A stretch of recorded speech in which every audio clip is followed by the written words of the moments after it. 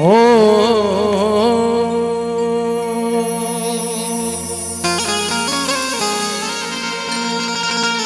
और विशेष आभार धन्यवाद थैंक्स आदरणीय बड़ भाई गार्जियन श्री विनोद उपाध्याय जी ठुन्नू भैया के आप सबके प्यार मोहब्बत से इतना लोगन के ठाकुर जी के दर्शन होता। आदरणीय पिंटू तिवारी जी सब लोग के सम्मान कि मन की तरंग मार लो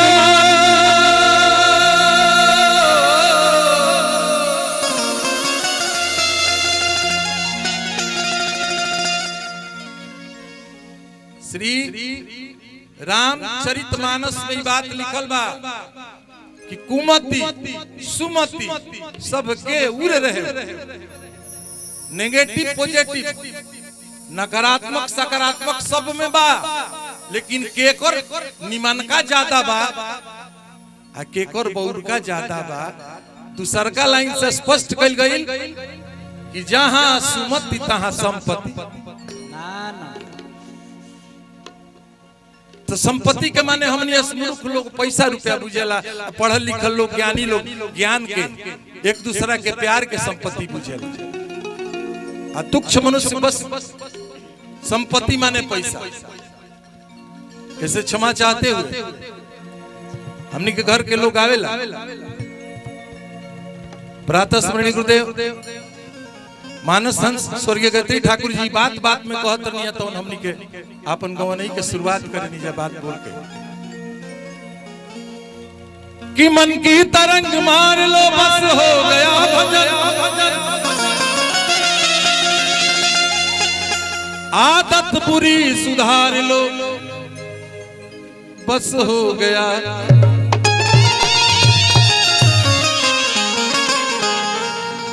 अगर हमारा बात से हमारा व्यवहार से हमारा कौनो कर्म से अगर केहू के दुख नहीं के पहुंचत तो हमहू धर्म करत यह इंसान के धर्म। यही में एगो भक्त कहले कि माई हो आ निवेदन में थोड़ा सा आशीर्वाद दे दे सब ताली बजा के सबके प्रणाम बा। एगो भक्त कहलस ईमानदारी से कि सब कृपा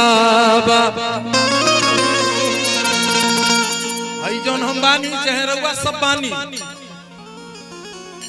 कि सब कृपा कि महारानी के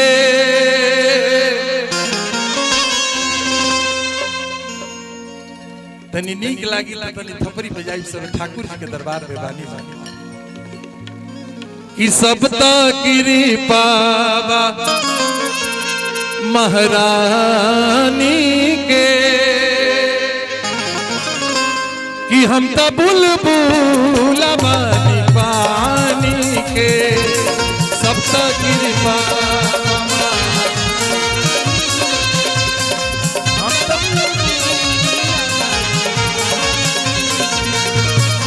सब कृपा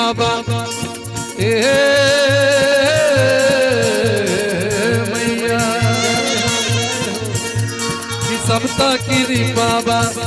महारानी के सब कृपा महारानी के कि हम तो बुलबुल बानी पानी के बहुत बहुत आशीर्वाद स्वागत बंदन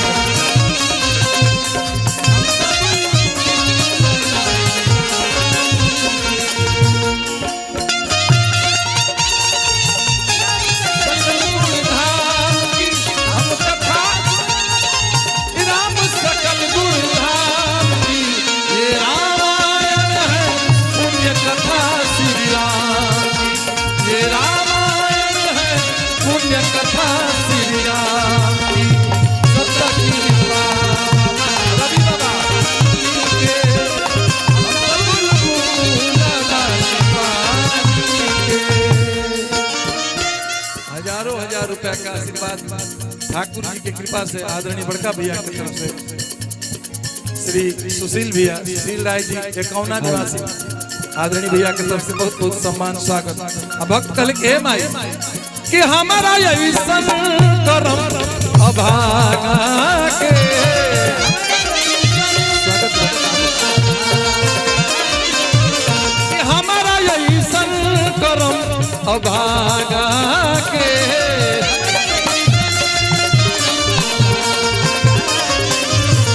निवेदन करबे खाली तनी हाथ उठा के खाली मजा आनंद लिए आनंद हेने अगर केहू के हाथ खाली हो तो तनी उठा ले सब निवेदन बा होने जब पीछे से बड़ भैया चाचा जी भी उपस्थित बने निवेदन बा हे ठाकुर जी हाथ ना उठावे देखी हो दोनों हाथ उठाई के कि हमारा यही संकल्प अभागा के कि राह आसान कैली आगा के ठाकुर जी महाराज की राह आसान कैली आगा के हमर माई दाया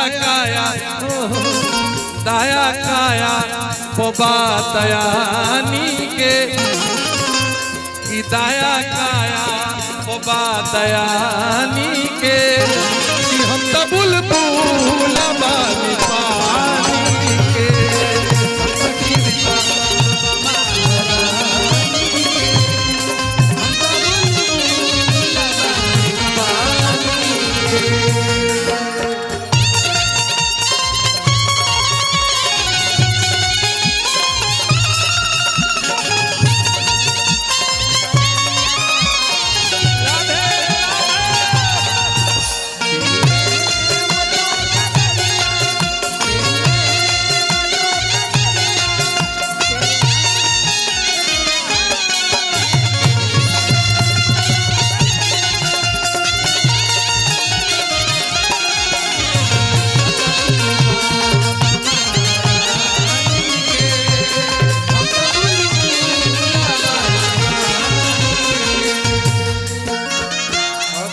साउंड वाला भैया साउंड के संभाल ले और आदरणीय भरत भैया से हम निवेदन करब आदरणीय भरत भैया से निवेदन करब कि एगो गीत और हम रउआ से सुनावे के मन करता रउआ हां राउरे गीत चुरौले हम सभा में कहतनी ठाकुर जी के दरबार में जे झूठ बोलेला ऊपर हो जाए हमरा चुरौले अपना से बड़ से कुछ लिहल जाला ये पौले बने यही से भैया के गीत में से कुछ लाइन चुरौले बने ऐसे और सोचे लायक बात बा कि आन धन चाहे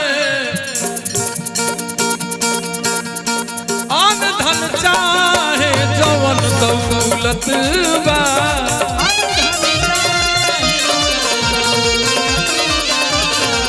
जवन कुछ हमरा लगे बा कि साच कहीं उनु के बदौलत बा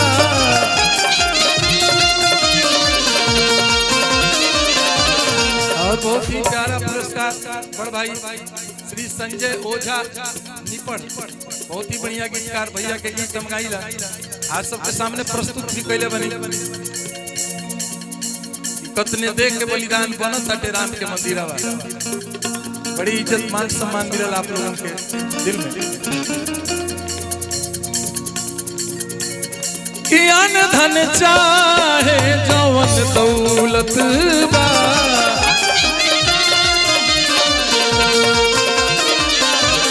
साच कहीं उनु के ये हमारे छोट भाई और हमारे बड़का भैया संतोष भैया की तरफ से सैकड़ों हजारों रुपया के आशीर्वाद आदरणीय की तरफ से दिल से धन्यवाद बस स्वागत वंदन अभिनंदन भैया के कि साच कहीं उनु के बदौलत बा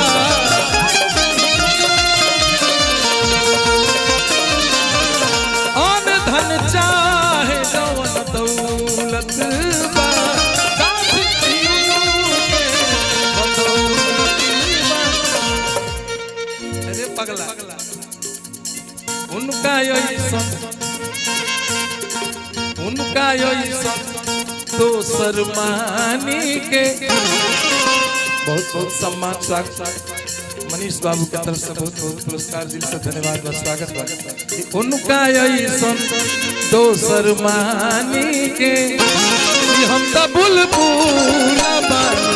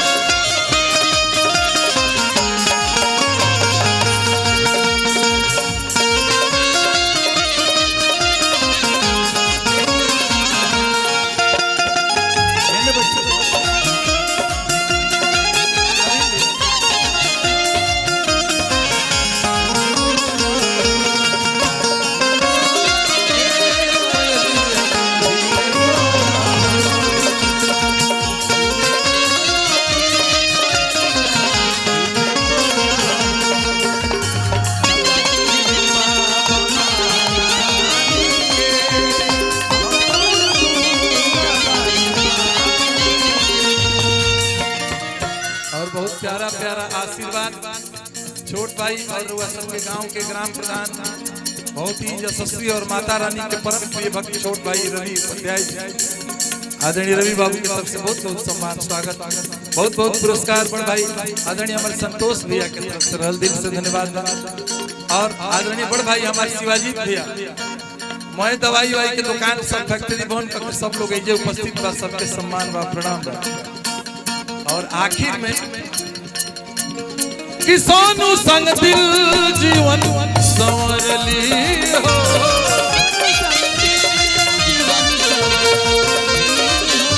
इतना कृपा कैली माई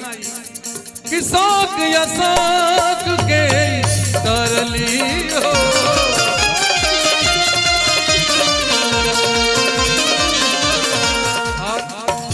के हमारे गार्जियन और बहुत ही बढ़िया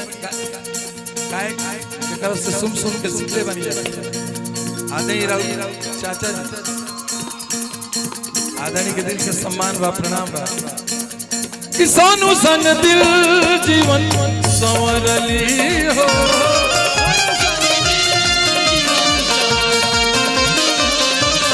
साक या साक के तरली हो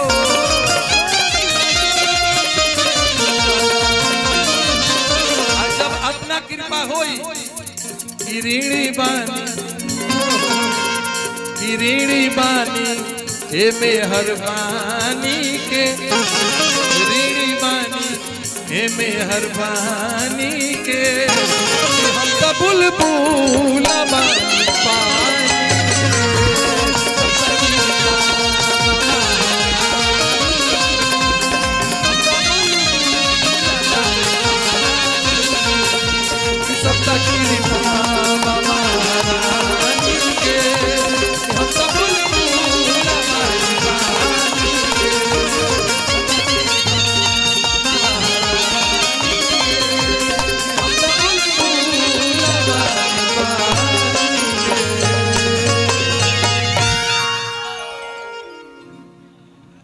अगर थोड़ा सा बढ़िया लागल हो के तो आशीर्वाद बस ताली बजा के दे दे।